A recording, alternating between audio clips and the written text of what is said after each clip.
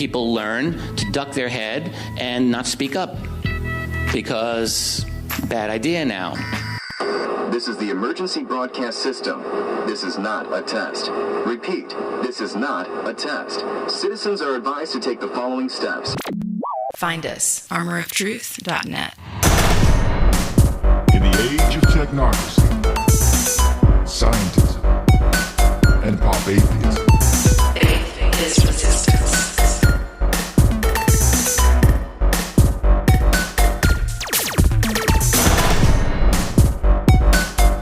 Nietzsche, of course, announced the death of God and called for the birth of the Übermensch, the Superman,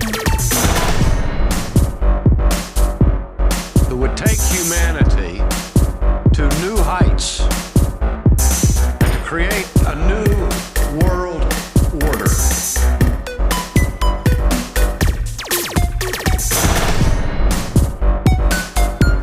Find us at the Armor of Truth YouTube channel. This is not a test. Repeat, this is not a test. Greetings, everybody. Armor of Truth Live, number 230. I apologize for not having the number in the title, but I'll get it there. I'll change it there. Radicalized. When did it become okay for men to attack women and be celebrated for doing it? Today, we're going to talk about some troublesome things that are happening, and we're going to dive directly into it, wasting no time. If you remember, just the other day, now we've been telling you about this gentleman for a while. This is Tim Gill. Tim Gill is a tech tycoon, and for about 30 years now has been pouring money into the transgender movement. Of course, at first it was the LGBT movement, and then came the T, and then the rest. Everyone wanted to be represented. Now, today, it's back to, well, today it's just about the T. The T is getting the money, and there are reasons for that. Tim Gill said this in an interview with Rolling Stone magazine, June 23rd, 2017. Now, the context of the interview was he was talking about his efforts and he's poured in $500 million, right? Some people like to say, well, it's George Soros. He is. He's part of it too. But Tim Gill has funded way more of this movement than any American ever. $500 million. Specifically, what is he funding? Anywhere there is a religious Freedom Reform Act, anywhere in the nation now where Republicans or conservatives are fighting to protect their religious freedoms, Tim Gill and his organizations are there to fight against that. Now, they'll say that they're fighting for rights and for equality and to give people a seat at the table. Well, things are happening that are not cool. We just saw this happen. Riley Gaines ambushed physically after a speech she was given at San Francisco State University. Let's check this out. Trans rights are human rights! Trans rights are human rights! This way. Yeah, you fucking transphobic bitch! I fucking see it! Trans rights! It's just me. Now keep in mind, Riley was being punched, pushed around and punched by man. He was wearing a dress, and his preferred pronouns are female, but he's a man. All right. Why are they so mad, you might ask? Right? If they're that mad, surely they have a good reason, right? That's what we would think. Trans rights are human rights!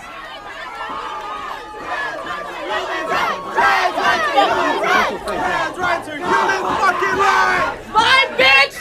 Bye, bitch! You're dressed like a communist. Fuck you! Fuck you! Sorry for the language, but you know this is what's happening. Trans women are women! Trans women are women! Trans women are women! Trans women are women! Trans women are women! Trans women are women! Trans women are women! Trans women are So trans women are women. Why are they so mad at Riley Gaines? Well, Riley Gaines was an NCAA swimmer from the University of Kentucky. And Leah Thomas. Well, let's see. Do I have a picture here? I do somewhere. Here we go. On the left, there, Leah Thomas. That's got his name here somewhere. William. Name's William. Who was ranked 462nd in NCAA swimming in the male division. And then he transitioned to swim in the women's division. Now they say he transitioned. All he actually did was what they call a social transition. Preferred pronouns and a new name. Me still very much a male competing in women's sports. And this is a big problem. This is not all that's going on, folks. Let me just run through this right quick so you can see what else we're dealing with here. Look at this, if you can stand it for just a moment.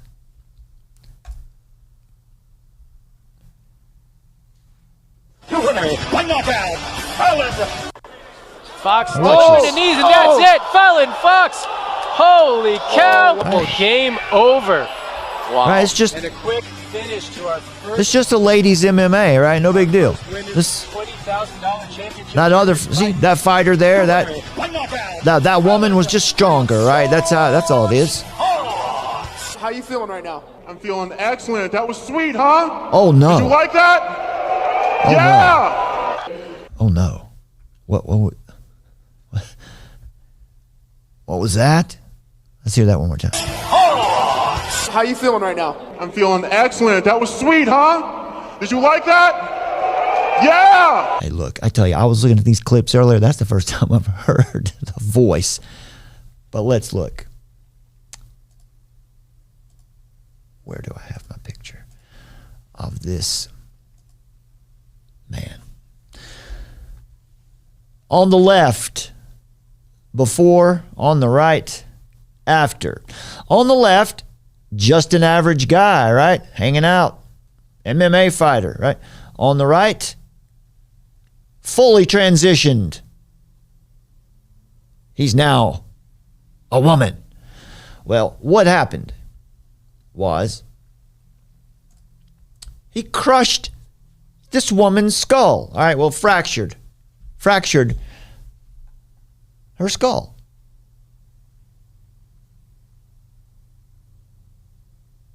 That is utter madness, my friends. Utter madness. Not only that, we covered the Dylan Mulvaney story here recently, and, well, backlash. Bud Light, of course, is feeling the backlash because they had this young man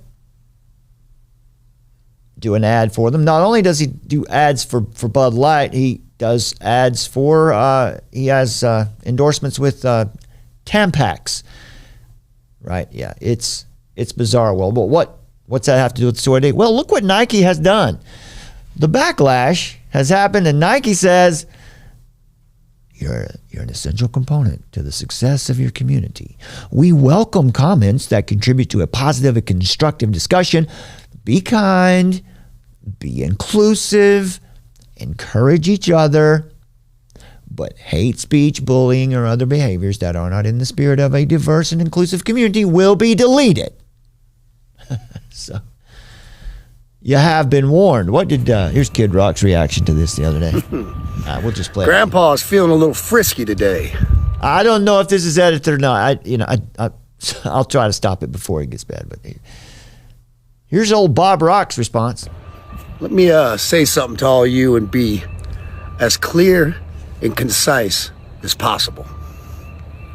I guess he might be a little more convincing if he actually had a Southern accent, but that's pretty good. Whoa! Whoa! What is this? Yeah, let's just stop it right there. Okay, well, here's the problem, folks. This is what's happening. This is how people feel.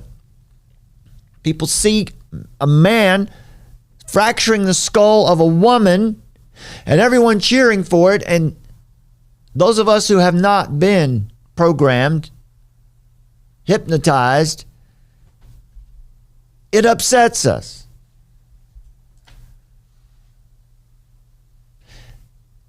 At armoroftruth.net right now, Summer has provided an article for you to check out. And I'll show you that a little bit later on. But here, this is the graphic for it. Now, let's talk about this. Those let me give you let's have a little bit of theology to start off with today. A quote from Puritan John Flavel. He said, "Those who know God will be humble. Those who know themselves cannot be proud." Unquote. Now, is that not the exact opposite of what we see here? In this culture, especially this one, you're told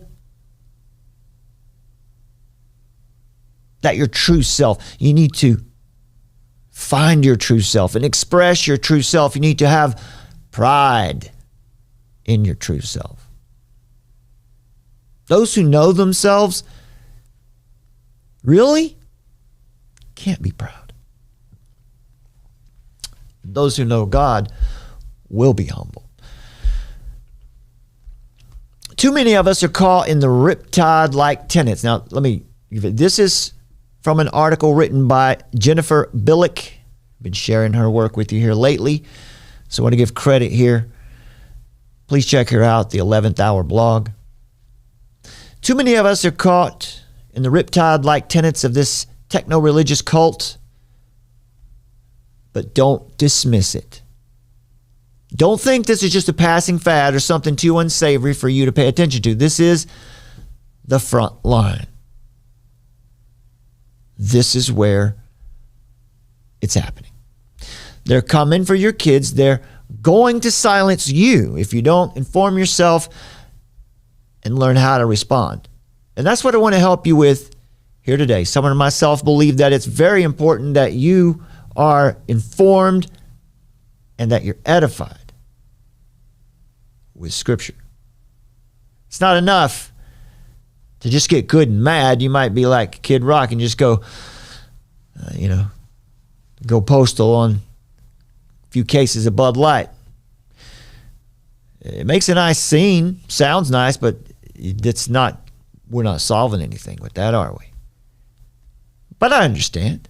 I feel like that sometimes, but we can't really trust our instincts. See, that's the opposite of what the world tells you. But the current iteration of this ideology established by the technocracy that we're living in is meant to ensconce us in a virtual or cyber world to which the natural world is subjected. With its massive propaganda apparatus, it's only taken a little over 10 years. Maybe a little under 10 years. We're not even at 10 years yet. To convince the whole nation, a lot of the world, that now there is a new kind of human. There is a unique type of human in the world now that no one ever knew about before, or that was suppressed. And this new kind of human is untethered to the biosphere.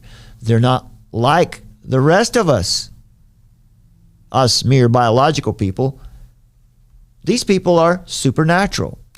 Well, folks, the point of all this is that transgenderism is a corporate fiction. You can see on your screen here, this is a top-down movement. It's corporatism. It's not a revolution of any kind. And this is why it's important. This is why we're hammering on this so much lately, because there are a lot of young people out there today who are identifying this way, and we care about those people. and we can see what's being done to them. And by God's grace, they'll hear some of this, perhaps. We pray for that, because it's just not typical that they're going to seek out the advice of conservative Christians, right? So we need some divine intervention here. Here's another problem. The political left, the media and the politicians, are helping to manifest all of this virtual reality by driving the narrative, right? By affirming the idea that there's a new type of human, this unique, ethereal human that's unattached to the ecosystem, right? And they need special rights within the law and society. Well, we expect that from the left, but the political right also, media and the politicians, they're doing it too. Most of them don't realize what they're doing, but they're linguistically supporting this artifice, this edifice. Whenever they debate and argue the issue, and they use the terminology, transgender women,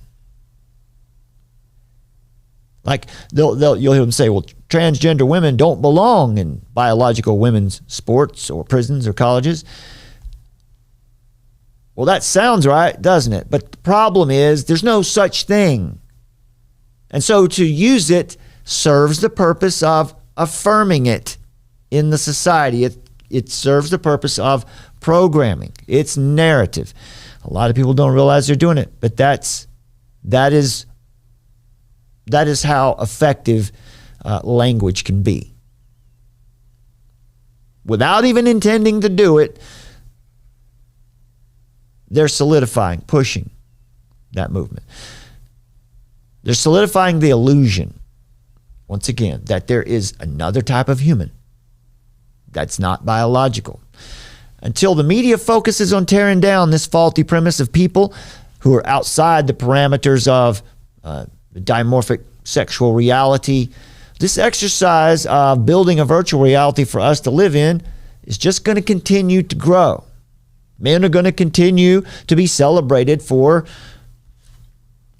ambushing and attacking women. That's what we're seeing. I mean, there's several examples of this. News stories in the news today.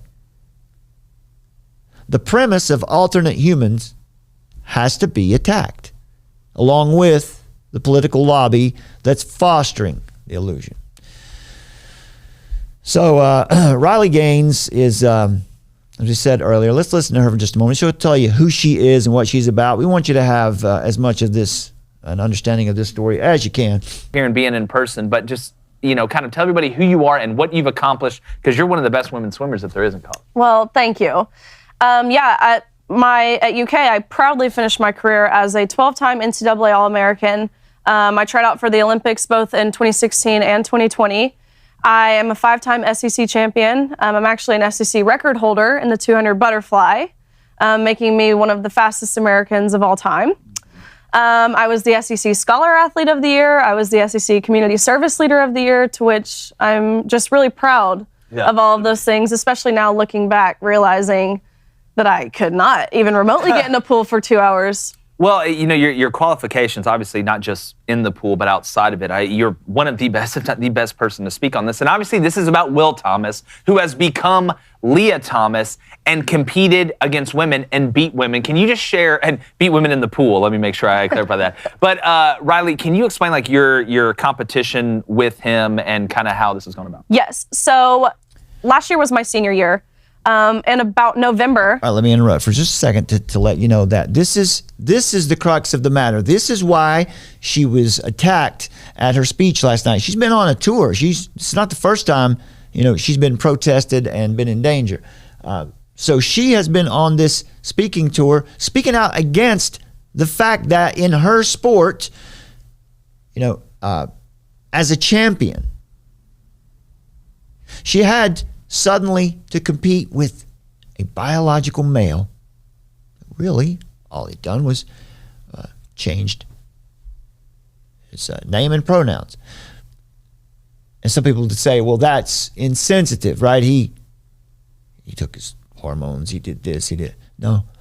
All he did, doesn't matter how many chemicals he took, all he did was change his pronouns or pick some preferred pronouns. Give himself a woman's name and wear woman's clothes. That's it. That's still a man. So just a couple more minutes of this so you'll have a background on Riley. Of 2021, which is about the middle of our season, I had made it my goal to win a national title. And middle through of our season, I was ranked third in the nation behind one amazing female athlete who I was very familiar with because like most sports, your top tier athletes tend to know each other. Yeah, yep. But ranking first was a person I had never heard of before. And of course, this name was Leah Thomas. But at the time, just looking at this on paper, it didn't really make much sense to me because this person was a senior and I'd never heard of them and came out of nowhere and was leading the nation by multiple seconds in multiple events ranging from the 100 free, which is a sprint, all the way to a mile, which is a distance event. And so typically, I mean, think of running, your fastest 200 meter runner is not going to be your fastest 5K runner. Yeah. And so there were so many red flags, but it never once occurred to me that this could be a man just because that was so far out of reach. Yeah. That's called common sense. Yeah, right? I know. And so a couple days after these nation-leading times were posted, an article was posted disclosing that Leah Thomas did, in fact, formerly swim on the men's team for 3 years. And so I'm reading this and I'm like, wait, so this is a guy? And when I read this, I was shocked, of course, but I truthfully felt relieved because when you look up Will Thomas at this point, you can see that they were ranked 462nd at best. Yeah, couldn't cut it in the men's division. And so seeing that on paper, I thought surely the NCAA wouldn't let this person compete with us. But of course, that's not what we saw. Yeah. And so that first day at our NCAA championships, we all sat on the sidelines as Leah Thomas became the fastest female in the country, winning a national title in the 500 freestyle, beating out, Olympians, American record holders, the fastest females of all time. And that next day was when Leah and I raced each other, and we swam the 200 freestyle, and crazily enough, we tied. So when we went the exact same time down to the 100th of a second, which is pretty rare. Yeah. And so upon tying, I go behind the awards podium where they give you these like dinky little trophies and they parade you out. But the NCAA official looks at me and says, great job, y'all tied. The trophy goes to Leah. What? We'll eventually mail you yours. And so I kind of look at him and I quickly question him and I'm like, okay, I understand there's one trophy, don't account for ties, but what's your thought process on giving it to Leah? Why are you so adamant? And he said, well, for photo purposes, Leah has to have it. Wow, yeah. And so obviously I knew. So there you go, folks. How about that? How about that? This is their world, right? Now, a little bit more about what happened last night. You know, you can probably relate to how Riley Gaines is feeling now. This is a sport she spent her whole life training to be her best at. She went to college. She was an athlete at the University of Kentucky. And then suddenly, this man who was, as I said earlier, ranked about 462nd, if I'm transposing my numbers, 426 or 462 in men's division.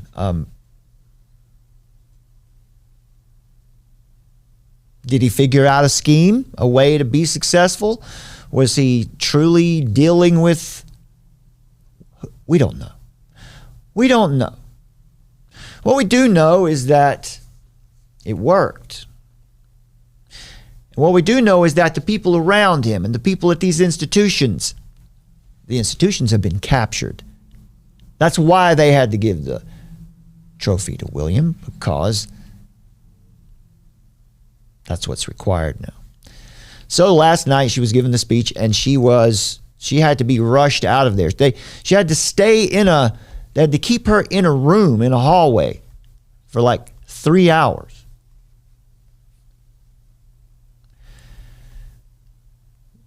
Spokesman said the rowdy protesters were even outside the room, trying to get in. Now, here's part of the story that I was relating to. Riley Gaines' husband, I think his name is Lewis, he said this. He said, quote, he wasn't with her, by the way. She was in the room and he couldn't be with her. She was giving a speech and she suddenly had to be whisked away for safety. He said, quote, she told me she was hit multiple times by a guy in a dress. I was shaking. It made me mad. It makes me sick to feel so helpless about it. She was under police protection and was still being hit by a man wearing a dress. Unquote.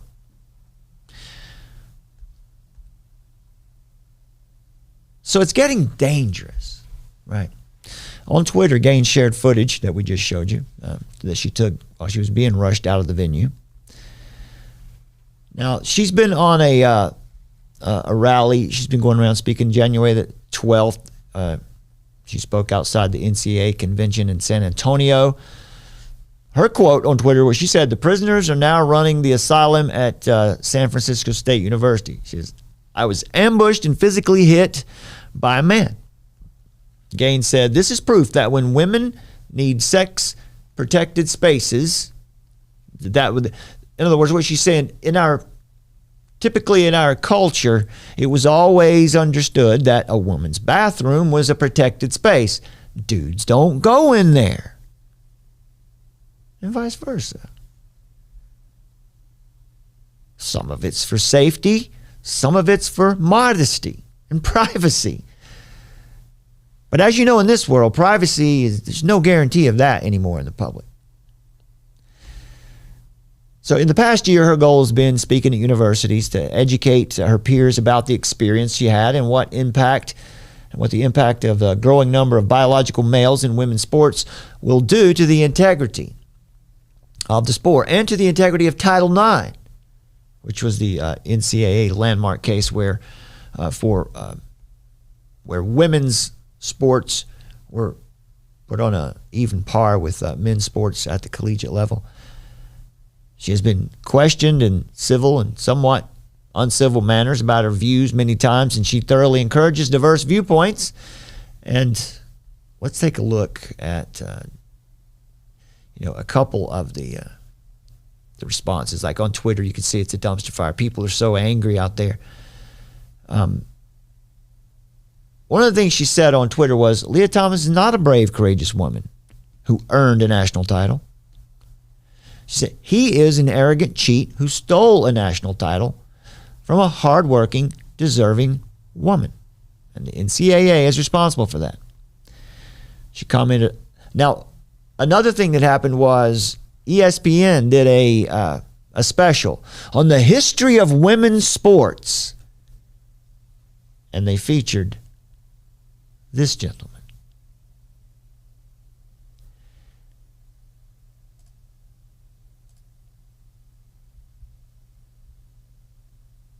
Corinne Jean-Pierre is back. Listen to this. LGBTQI plus kids are resilient. They are fierce. They fight back. They're not going anywhere. And we have their back. This administration has their back. We are so proud of the kids across this country who have organized protests and school walkouts to tell the politicians in their states to stop this legislative bullying. LGBT. How about that? Now, you would have thought maybe that she would have learned her lesson last week when the shooting happened in Nashville.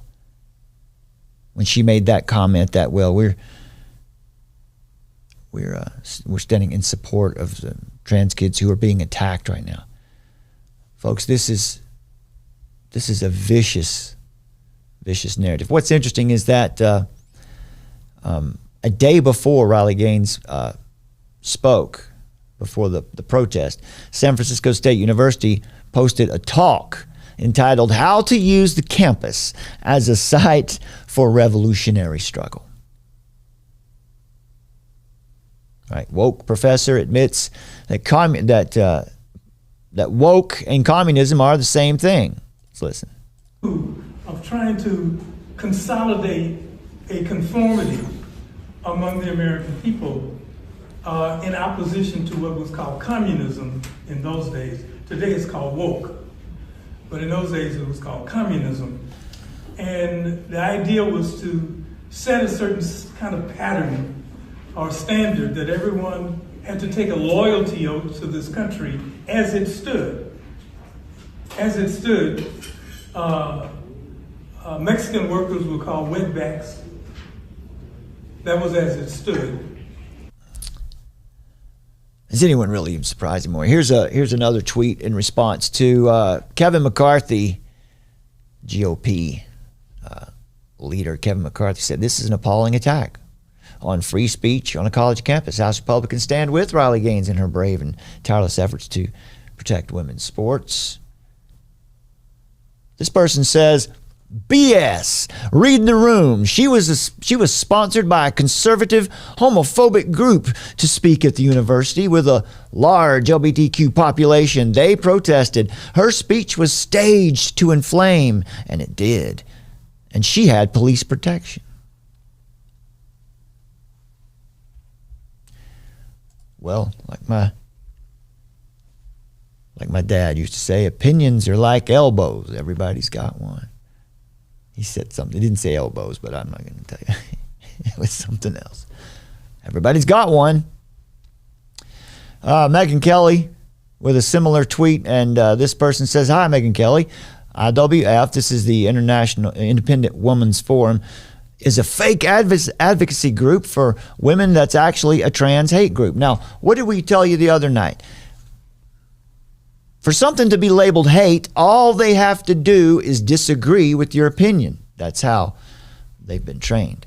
Psychology Today reports that there are approximately, on the high side, about 0.014% of the population that has gender dysphoria. Well, that would be out of 330 million or so. This would be around 40 to 45,000 people in the nation. And we're changing everything for them. And that 40 to 45,000 number is highly skewed because of what we know has occurred with this social contagion. There are a lot of people experiencing confusion from the toxicity of social media who are not actually experiencing gender dysphoria. They've been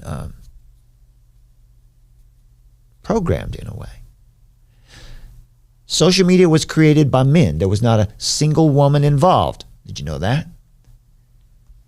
All social media were invented by not only men, but schizoid men. These are men who are self-involved. They don't interact with people much. Most of these men, even from just reading their biographies, you can see it's no secret. They're not trying to hide it. They were asexual or with very low sexual activity. So the men who invented social media created it in their own image. And of course, since they were asexual, social schizoid men, they created a tool which was geared towards them. The technology is designed for highly specific psychological profile, and yet is being used and abused and misused by other psychological profiles. And what this does is it creates a type of dissonance. And we're all feeling this dissonance. Anyone who uses social media for any amount of time, you begin to feel this dissonance. Exposure to screen time and social media, we know, tends to encourage depression and anxiety and suicide and so on. Some studies suggest that anxiety among teens increased 20% from 2007 to 2017. Severe anxiety, severe life-threatening anxiety, went from 3% in 2007 to 17% in 2017. We know that screen time decreases happiness, decreases life satisfaction, decreases self-esteem. A study by the Royal Society of Public Health published a study in June 2018 which found that 63% of all Instagram users were unhappy. We know that anxiety and depression among the young between ages 15 and 24 increased by 70% over the last 30 years. That is huge. That's huge. And the only thing that we can point to that's really been the most significant factor is 30 years ago, no social media. Since 2010, teen suicide has skyrocketed by over 30%. It's the first time in human history that the leading cause of death among teens is not any disease, it's not accidents, it's none of these things, it's suicide. And it's intimately connected to the effect that social media has on the brain. Why is that? That is because social media is a tool for conditioning. Now, whatever it was created for, these people in control know why it's valuable. It is the greatest single marketing tool that's ever been invented. It markets directly to the individual, giving them what they want, teaching them what they think they want. There's zero difference between people being called transgender and the rest of us, in the sense that we're all biological and exist as part of a sexually dimorphic species. We're all tethered to reality by our sex. This mysterious otherworldliness created around people who medically disown their sex is a corporate construction. It's a fiction. And it's purposeful, and it's powerful, and it's dangerous. So the creation of this corporate fiction is one step toward attempting to overlay a virtual reality onto the natural world and to construct a religion out of technology. Elites at the highest levels of our technocracy have been speaking about these technologies that are so advanced that they provide us with godlike qualities. They've been talking about this for at least 50 years. Speaking of this, had you heard about this story? Now, this is new from today. Police in Colorado possibly stopped multiple potential massacres allegedly being planned by William Whitworth. Whitworth, a biological male, in the process of, you guessed it, transitioning to a transgender woman, was hit with multiple charges Thursday and is accused of allegedly planning to shoot up multiple Colorado Springs schools, according to Fox 21. Whitworth was also possibly planning to target churches, according to an affidavit. The suspect, who goes by the name Lily, was charged with the following. Now, this is interesting in this report, right? They're not really making much effort to be careful with his pronouns and all that. Doesn't seem to be anyway. Criminal attempt to commit murder in the first degree, 2 counts. Criminal mischief, menacing, interference with staff, faculty, or students of an educational institution. So what happened was that police arrived on the site last Friday after a 9/11 call, claimed a person's sister was threatening to shoot up the school and had anger issues. According to the arrest report obtained by Fox 21, Whitworth allegedly admitted to the police he had been planning to attack a school for a month or two and was nearing completion on his plan. He allegedly told police he didn't have a reason for his plan. Whitworth, a man who identifies as a female named Lily, was arrested after the plot was discovered. And of course, Whitworth also had a manifesto that included information on guns and 3D printed guns, and all this according to the same report. Very convenient. Very convenient. Police also recovered the Communist Manifesto from his belongings and a notebook with suicidal thoughts. Whitworth's preliminary hearing is scheduled for May the 5th.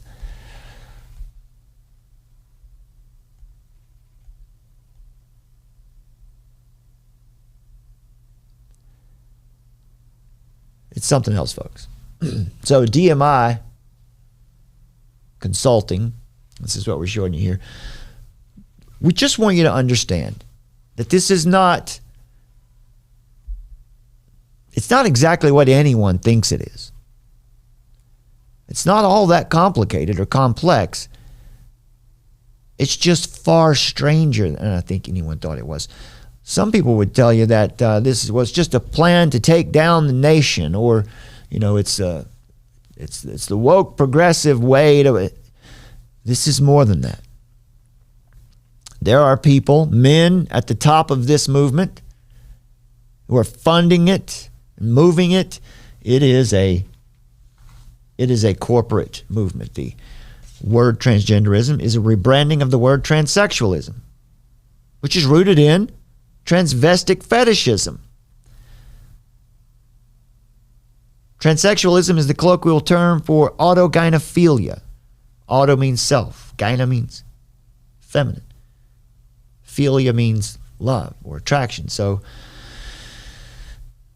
when a man is turned on, attracted to the image or seeing himself as a woman, or paraphilia, which just means some kind of attraction that is beyond, what's normal or what's. Men are generally aroused at the fantasy of themselves as females, and they wear stereotypical clothing. So the point here is that women are being erased. Obfuscating the image of God is what this movement does, and clearly now we can see that they're trying to do away with women, because the men at the top of this movement, of this corporate movement, they want what women have, and they don't want women around. In fact, as Jennifer Billick writes, they want to get reproduction away from women altogether and get it into the tech sector. Folks, if you happen to be one of those young people who has been persuaded by this, and somehow by the grace of God you're hearing my voice right now, understand corporations don't care about you. Diversity and inclusion, it's just a new business mantra. Programs and language based on the normalization of body dissociation are being corporately cultivated all over the world. The programs being instituted appeal to emotions. They entice us to believe that companies care about people and that they want one big, happy, diverse work family.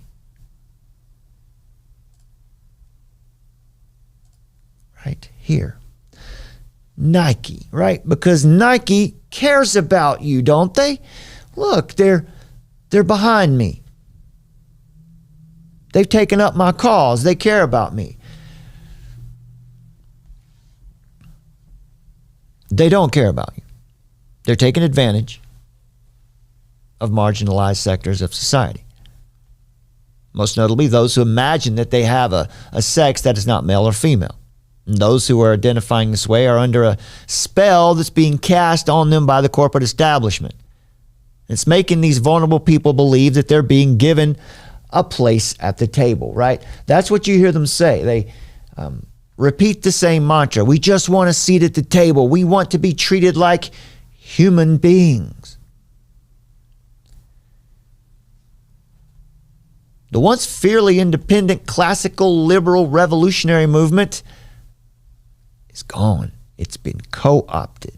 It's now in bed with the same big banks it was protesting successfully 15 years ago.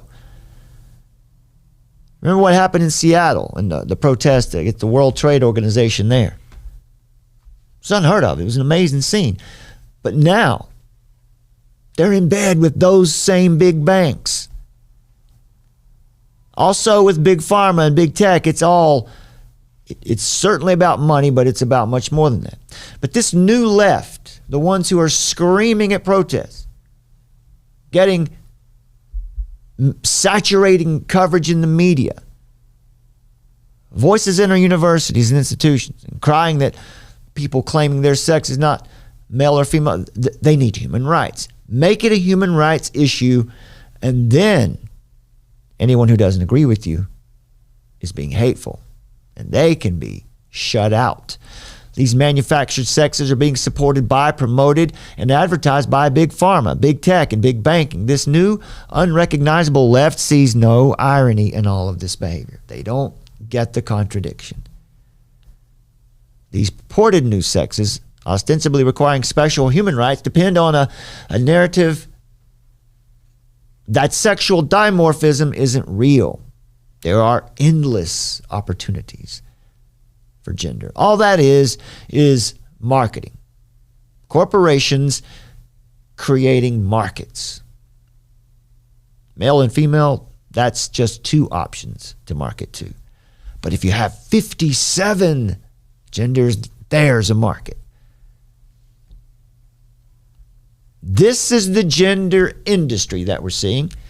And with projected profit margins reaching into the billions by the year 2026 for surgeries on healthy sex organs alone, and the amount of advertising curated to sell it, it's going to be very profitable indeed.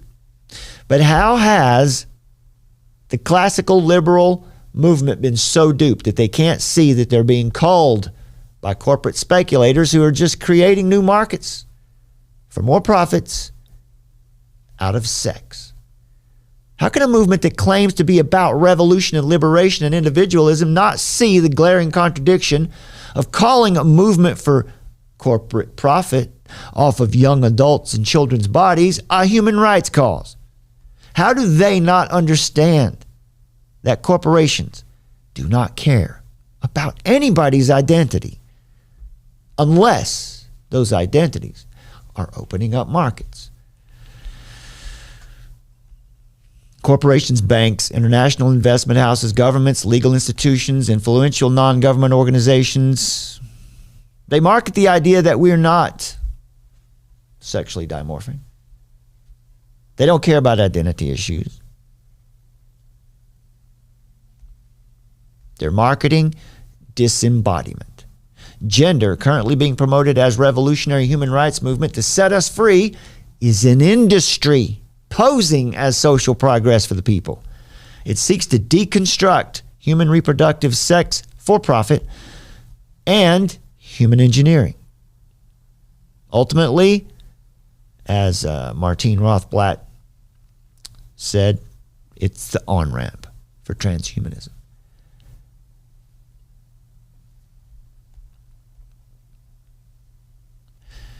And so the term transgender is a rebranding of the transsexual fetish, which is an adult male fetish.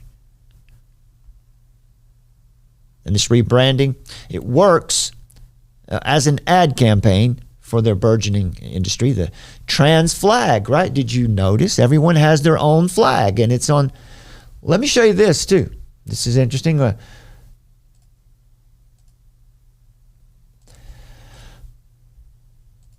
Because the movement seems to be, fracturing a bit. I thought this would be. Check this out.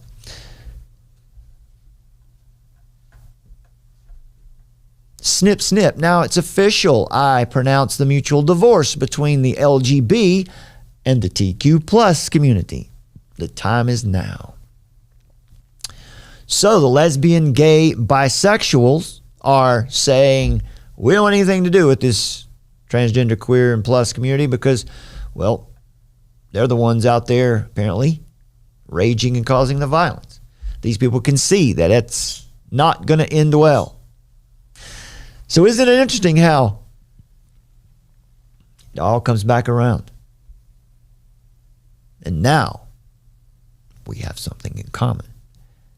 We're trying to tell you all along. The White House during Trans Awareness Week in 2019 marketed to the movement. We see it everywhere.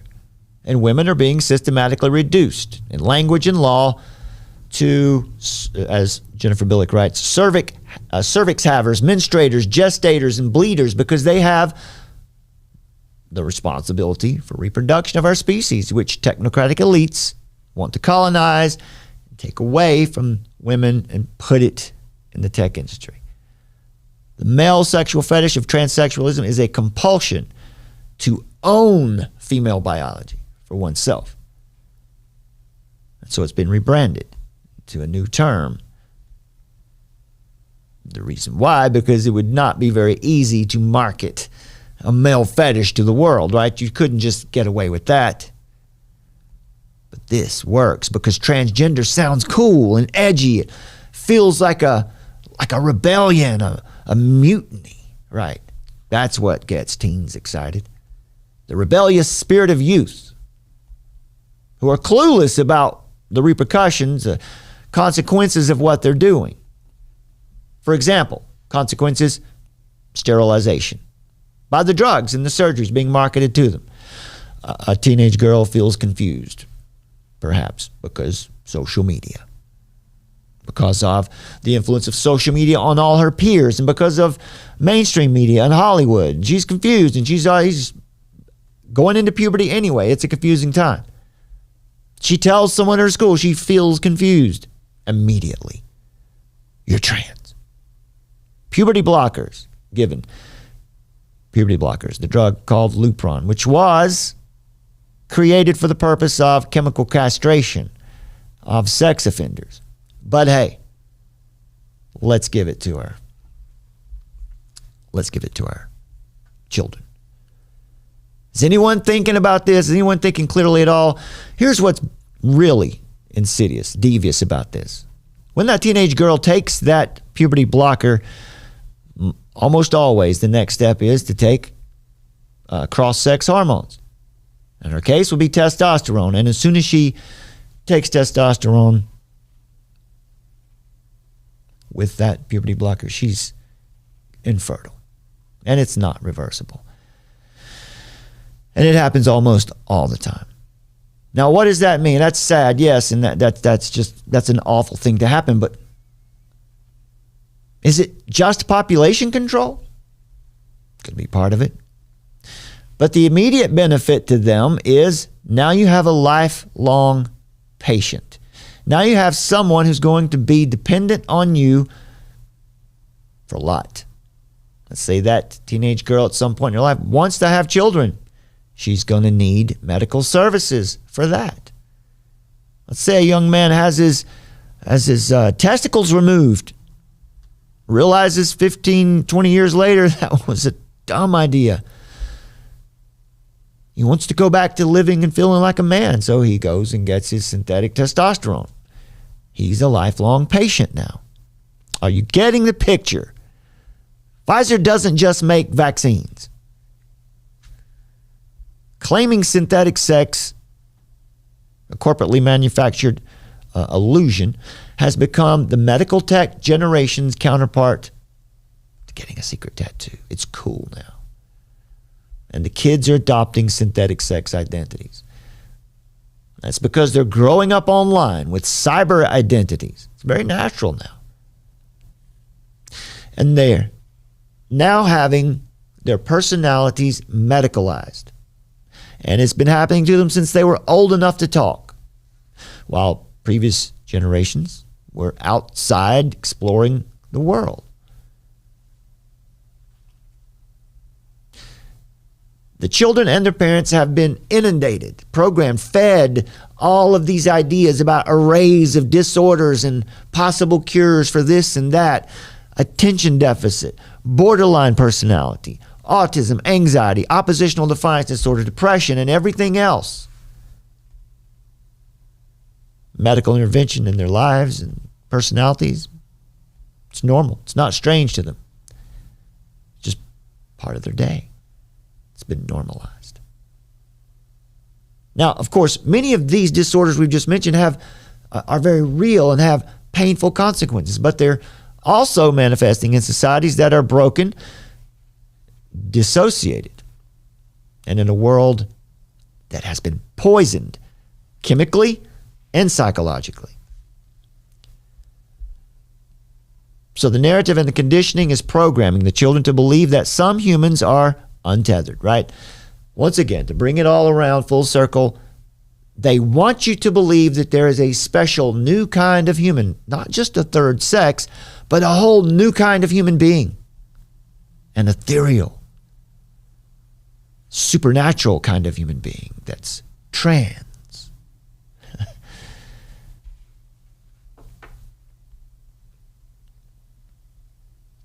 But gender identity ideology is not politically separate from business. Business is no longer separate from politics. We're governed by billionaires who control government, which essentially is governance.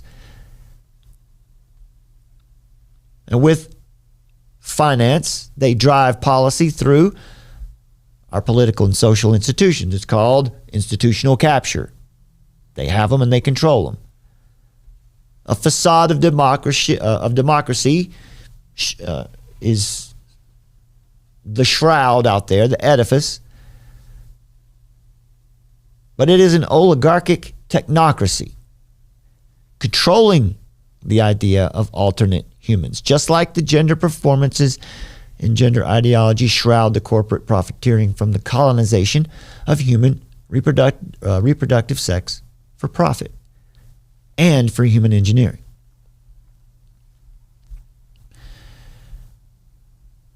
So when you hear people screaming about rights, trans rights are human rights,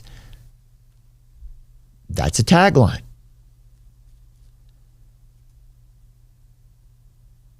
That's a unique selling point. Right, Summer? Technocratic elites have spent years discussing the virtual reality that they seek to create. Elon Musk promoting Neuralink, Ray Kurzweil, the Singularity, Martine Rothblatt, the Terrorism movement, that would be the religion of transhumanism, and the Life Not organizations, touting immortality, living forever in cyberspace. Mark Zuckerberg has promised metaverse would be a utopia. Yuval Harari's technological God will rid us of the cumbersome world of nature. No need for that. We'll have an overlay, technological overlay over it. You don't really need to go into the forest. We'll give you a digital version that we can lock you out of.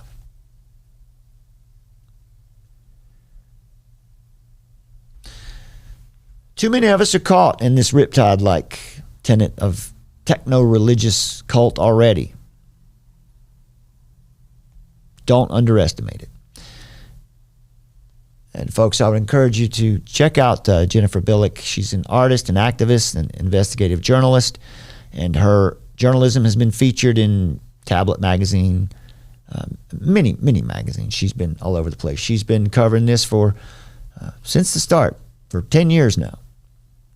So consider supporting Jennifer Billick. Now, she's, as far as you know, she's secular. She's a true feminist, secular feminist. So we keep that in mind because we'll have worldview differences. But here, when it comes to this issue, we're co-belligerents in this one.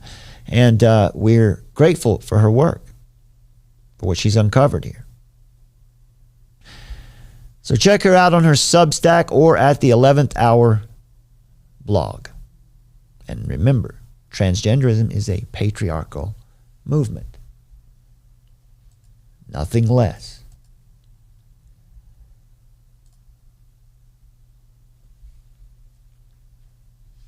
Corporatism. They're meant to demoralize us and destabilize us because they want to create a new society. What do we mean by radicalization? It's when a group, more or less, is programmed to believe that they're being oppressed and dehumanized. And then they're trained to see any question or thoughtful challenge to their position as a threat by labeling it as hate. You see, when someone disagrees with them, they just call it hate. That's what they did to Riley Gaines. Any perceived threat is hate. And they're able to do that because they've been convinced, that they've been told and programmed that theirs is a human rights issue.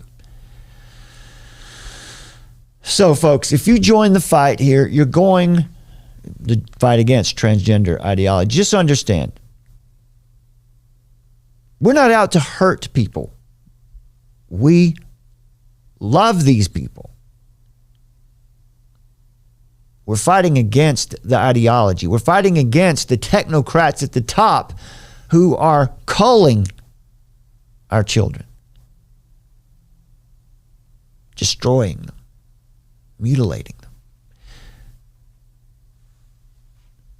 So when you join this fight, you're going to get a ton of blowback. And the blowback is not just going to be, the hatred is not just going to be from other people. It's spiritual. It's dark. It's heavy. And it will cause problems for you. But it is a righteous act. It is a righteous battle. Many transgender activists think that by questioning their ideology, that when we question it, that we're denying their existence. We're not letting them be human. We're not giving them a seat at the table. They've been programmed to say that. They have rights. Some may even call you murderous. They may accuse you of genocide because you believe that men are men and that women are women. You've probably seen stories about people losing their jobs because they did not go along with it at work. But what we must do is refute these activists just like this. And we have got mountains of data and information about this that Summer came across, and we'll be feeding this to you slowly over time because it's really hard to do this. It's hard to be in this topic for long because it's very dark. But what we want to do, and what we want to encourage you to do, is show compassion, because when you see these people who are screaming at Riley Gaines,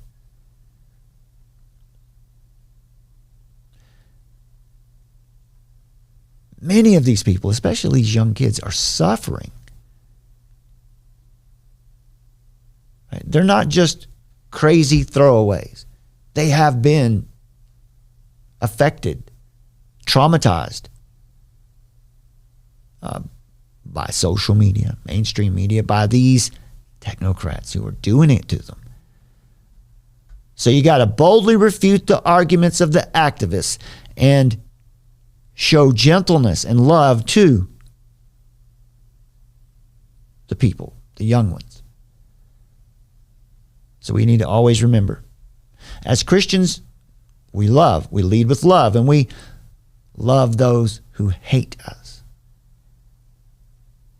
Read Gospel of John, chapter 15, if you want to know more about that. Many transgender people are suffering behind the scenes. They're confused or reacting to some deep hurt from their past.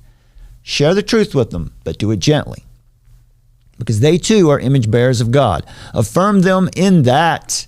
Affirm them in that they bear the image of God. But do not affirm them in this false overlay that there's a new type of human being that's trans.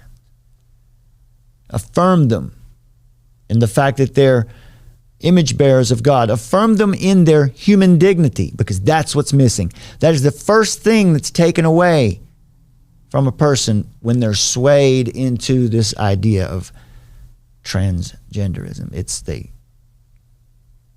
human dignity. They begin to dissociate from their body. It's like Gnosticism, where the flesh has become wicked. The church is facing all kinds of cultural pressures right now from many fronts, but this one specifically is being pressured to affirm this movement and to give in to transgender ideology. So we have a duty to fulfill at this time. It's important in our churches that we support, inform, that we teach, and that we empower our churches with the knowledge they need to make the right decisions. Ultimately, the battle against transgender ideology will be won with truth and love, with grace and charity. Proclaim the truth with love. And even if we lose some of the battles, and we will, Christ has already won the war. We're on the winning team. We've seen the end of the story. And we win. So let's act like it. Let's act like it. And let's be a source of comfort and hope, true hope, for these confused but precious, naughty, rowdy, and frustrating and insulting image bearers of God. Let's show them what truth looks like with our behavior.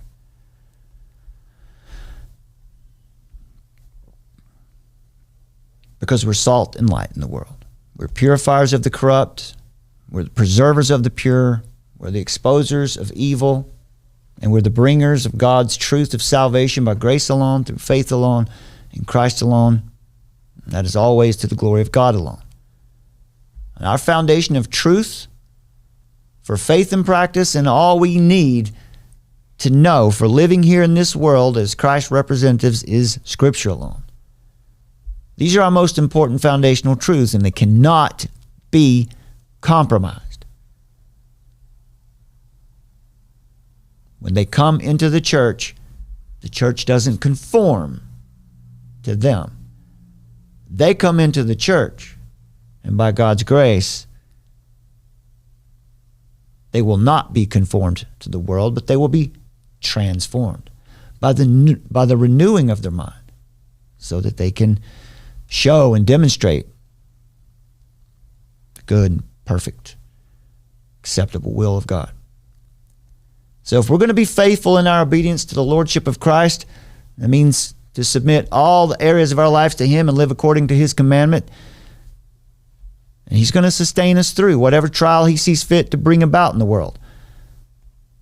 The world's not the church, and the church is not the world. And it's time for the church now to be the church. And whenever we see our government given over to all manner of evil and idolatry, then we stand firm.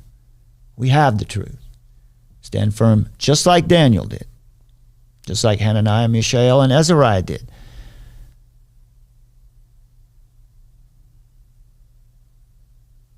Three major themes that we're dealing with here: power, pressure, and fellowship. They have the power. They're putting on the pressure. Fellowship comes from us. They're going to require some kind of religio-political homage to their movement, to the spirit of the age.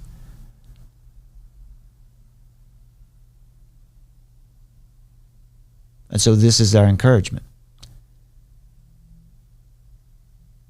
To have the same response as Daniel and his friends, to believe and obey, even if it kills us, and it may. But it's worth it. So let our presence and participation in this revolutionary moment always magnify the Lord as we honor His eternal standard, beginning with speaking the truth in love. Ephesians 4:29. Let no corrupting talk come out of your mouths, but only such as is good for building up, as fits the occasion, that it may give grace to those who hear. Proverbs 25:11 says, a word fitly spoken is like apples of gold in a setting of silver. Thank you, my friends. God bless you. We'll see you again here next time. The hammer comes down and beats you over the head for the rest of your life with a big national security stick. And so that people learn to duck their head and not speak up. Because bad idea now. This is the emergency broadcast system. This is not a test. Repeat, this is not a test. Citizens are advised to take the following steps. Find us, armoroftruth.net. In the age of technocracy, scientism, and pop atheism, Faith is resistance.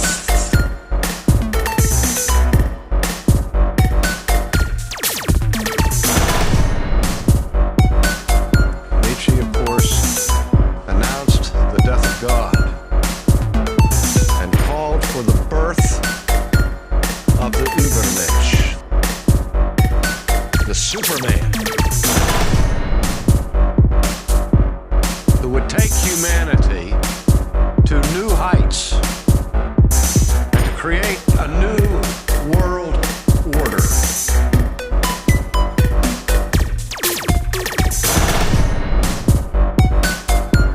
Find us at the Armor of Truth YouTube channel. This is not a test. Repeat, this is not a test.